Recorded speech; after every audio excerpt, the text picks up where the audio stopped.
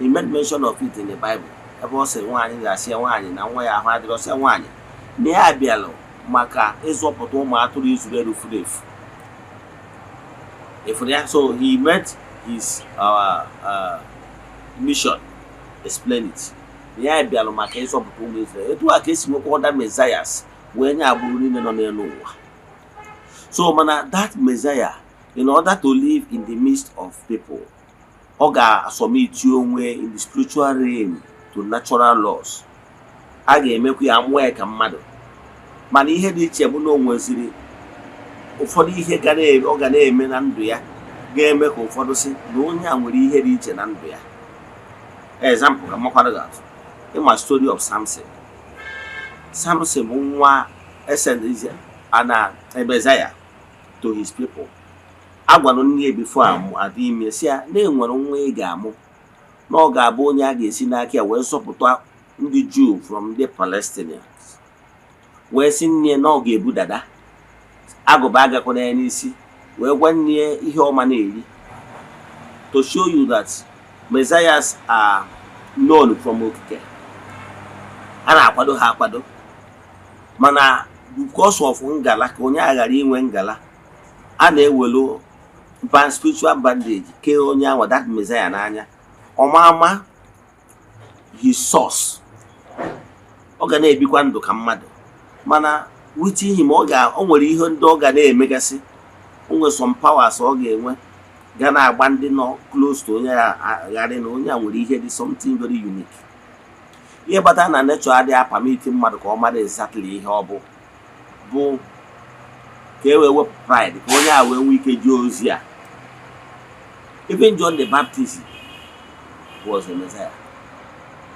Esendịrị ya ka o jee bụrụ onye ga-announce of the coming of the great Messiah Jesus to ndị anya. Etu a ka esi nwekwa called ones na agbụrụ dị iche iche all over the world. They came for a special mission. Gịnị ka m na-ekwu maka ya? Ihe m na-achọ ka nkọwala gị wụ the mystery of life. Those supernatural beings called ones, they are coming on earth as humans. My name with the purpose ha ji abịa. However, all some of those people are celestials. Yeah, who called ones in a special way. Nwere ike ọ bụ not called one. See na mmiri wee bịa na through the direct intervention of the water spirits. Ka ejizi ya. Ọ bịa correct ya one thing or the other. However, mgbe onye nwa na-ebi ndụ n'ụwa, ọ ga-afụta na o nwere connection with the water forces. Those water forces ga na-evisit here. Ha ga na-evisit, ọ ga na-enwe direct communication because ha na-afụta as one of them. Mana a ga-eme ka ọ malụ his origin. Ifu na o nwere ike ọ bụrụ mmadụ, ọ bụrụ na onye bụ nwere link with the air element, the sat, the element ga na-evisit here. Ha nwa ma na ọ bụ one of them. Mana a ga-eme ka anyanwụ ghara ịmata onye ọ bụ origin ya. So then, but unseen forces ya ga na-abịa. Unseen forces ya abịa to nyanwa. The oya will start the war because there was a spark of them in him. So again, we will start with the vibration. Oh, yeah, but I know great seers. I brought like a seers because the seers from time immemorial. I can have hosi, and whenever those spirits visit them, they will be calm. Because those spirits are coming for the same realm with him. So if you then one don't know one the privilege, either form more than I put an easy hosi, one thing or the other. And when you get the child, I say, no, here, hey, men are called put here. Come on, you no beer till you get it to her. So, when you cover Habana, came man on them were only the privilege, a form more, no, they had it. Have got those pictures in our phone on social media. And they said, I said, no, mammas, say fish, you have imagination of the artist. The truth of the matter, but no spirit gave visit Tigi. Gapa me Tigi, corner look, he say photo. So those things is imagination of some of the artists. If you don't want for teaching, I can say for no easy phone, or be Anna, he a below George. Here we stand with the vibration. Yeah, but here are the unconscious. Obiana, if you are in the room, Habiana, they illuminate that room. Here on the image, I just even I to have hatch or okay, draw. And when they left, hey, you don't know what I'm at to be here. Oh, I'm an edge, have been able to illuminate within the confine of their powers. He hatch or Haga, but he hatch or okay, draw a hatch. On the move from the moment when they left, now remember, I would have asked for this. They made it so. When the time comes, we have to came in there. Haga Beka say, Nah, manage or age what we have Basareha. Here age or age near the result, near the answer. Oga a very long time, then Hanaba, half of one in Azoequa in the light of where you are sent. Once you deviate from where you are being sent, it is that. If from Samson, when Samson was walking upon the light, he cared on him wonders. And he was warned not to get married to the sinners. When he refused and decided to follow carnal beauty of a woman known as Delilah, his forces deserted him and he faced the two. So a called one can actually make mistake and derail from the path. Yes. Mana, all the way to derail or it's not your work to judge. The person will see his forces will see punish the person the way they deem fit. Can can make and well the gift based on whom they are. The spirit spark in them. For mwanya. But all for a special mission and a special reason. That gave you permit to ritual. But on a normal, a carnal of a human being will never withstand the power of the spirits or sin forces. Of your issue, Ishibua will lose your consciousness. Oh, yeah, but an overrun down with the potages here. Or mature divination, or chop down no day to a book of more also. Or recommend the other to aside there, make a plea there for his life or her life. A measure of rituals, a measure of rituals. That particular person will care or soon know this state of unconsciousness for 3 days. The amateur 3 days, no get wake up. And they may like that. When you go wake up after 3 days. Okobalon dem mad. Now they are gabam, they have through in the wonder world. Everyone aga. When you can again about that 3 days in the edge, aga from plane to plane. Till gather to a particular point where maybe he or she saw his grandfather or for any men or for a guy there. More for one of the spirits. Yes, yeah, what are you doing here? Yeah, it's not yet your time. Go back. Oh, you can doctor say back after the person will wake up sweating. So such stories do happen. But that is why it do happen when you meet those spirits unconsciously. Yes, because you are not prepared, you are not meant to see them. That is why Oji Abona by in Igbo land. Whenever you are the first person that visit the stream, the village stream or river, from when you are still on the top, maybe descending to the river, you will make a noise. Nabai, you will say,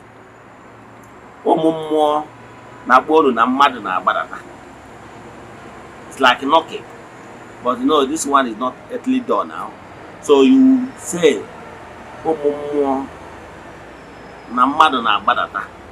you tell them that humans are coming. So once you tell them like that, all of them will move. But when you did not follow that process and you meet them by sudden, they will strike you with either sickness or one thing or the other in order to go account. So, okay, begging, even we humans, when you barge into your daddy's parents' room without knocking, some of them will warn you seriously or even beat you. Don't you know that if you want to enter adulthood, you knock to tell you that so that you will not see what you are not meant to see. The same thing with the spirits. So that is why whenever we are coming to, even as a spiritualist, whenever you are moving to your spiritual room, you knock or you ring bell, as case may be, depending on how it's programmed. That noise you are making is for you to alert the spirit, because that particular consecrated room is no longer for you alone. It's a room for the spirit, unseen spirits. So for you to come in, you alert them that you are coming, so that you will not see what you are not meant to see, because of the consequence that follows. So believe in me, in the gross material world, we have unseen spirits, and those unseen spirits, why we are being struck with maybe sickness or whatever, whenever I from more na akwado bụ human beings, ahụ mmadụ, our origin is gross material, the body, the earthly body. So we are not meant to withstand the vibration of those spirits, because those spirits is meant both from their whole, it's meant they're from the spirit world. So but human being is made of spirit and flesh. So you and them are not from the same realm. So when you jam what you are not meant to see, then there will be problem. And again, okay for her, because even mad na nandendo, how are spirits? So on but I name of her, unless those special few I mentioned that are permitted to see those unseen forces because of their link with those unseen forces even before they were born. So note that unseen forces exist. Unseen forces exist, and in Igbo and African spirituality we recognize them. We offer prayers, sacrifices to them, pleading to them. Na ayọkwa ha ka ha buru ayọyọ anyị bugia n'ebe our prayer a ga-aza ekpere anyị. So in Igbo spirituality, we recognize the unseen forces. We know their importance. We know etu ha si wee dị mkpa n'ụwa. So alụmma atụnye ga-ewu build personal relations with these unseen forces, because they will help you when the needs arise. So gịnị na-agụdoro ụmụ mmụọ na-recognize ha from ya ndị ichie, from chi gị na mmụọ niile so chi gị ndị na ha sokwu. By doing so, we build personal relations with them. But whether they exist, they exist. And don't argue that, because I know there are some people that are atheists. They don't believe in a more. I believe in ihe na anọkọta mere onwe. Mana ndị ahụ ignorant people, we know. N'ọsọ onye nzuzu na si na Chukwu adịrọ. That you are not seeing them does not mean that unseen forces does not exist. Eze-Ana illustrate my point by telling you that breeze exists, but we are not seeing it with our physical eyes. Rather, we might feel it when those gentle breeze comes our way. The same thing, so many things may exist. We can't see them. We can't even feel them, but they exist. So that is ihe Chukwu ji karịa mmadụ. Chukwu bụ mmụọ. Mmụọ bụ ihe dị ndụ na-enwere arụ, anara afụ anya ma ọ bụ n'onu ma ọ aka. That is what our catechism told us there. Meaning that spirits exist. They don't have flesh. They don't speak your language unless if they're permitted to talk to you.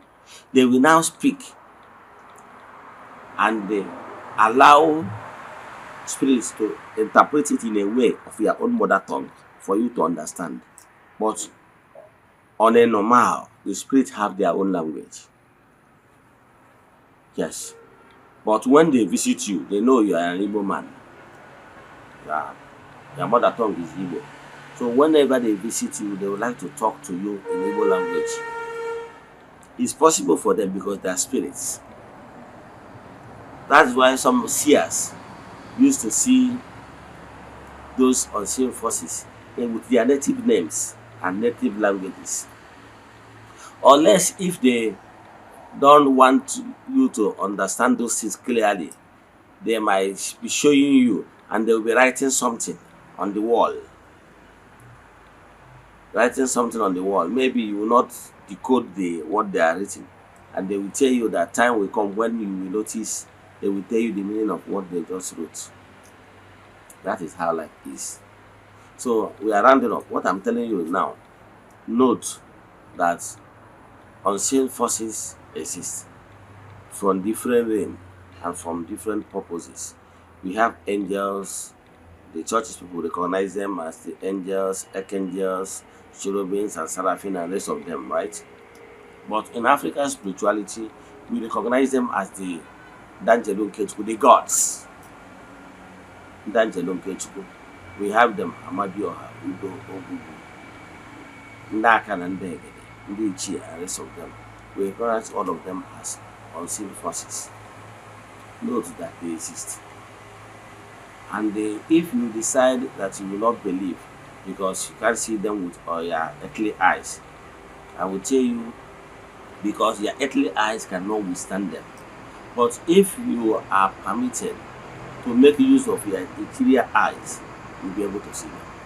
That's why sometimes you will see some of these animals, yes, highly matured animals, they see the spirits. Even ordinary dog, you see them packing, they are seeing something. Maybe you are not seeing it because you are not permitted to. But whether what they see is true, yes. You know the story of Paul, where they're going to Damascus. The two horses he were for an angel block, where said, no, stop killing people. So, if you are not permitted and your inner eyes opened, you will not see them. Onya batana hamana will not withstand. That's why most of the forces choose to visit you a dream. No dream. Dream just occur when your earthly body was a little bit weak. If you are asleep.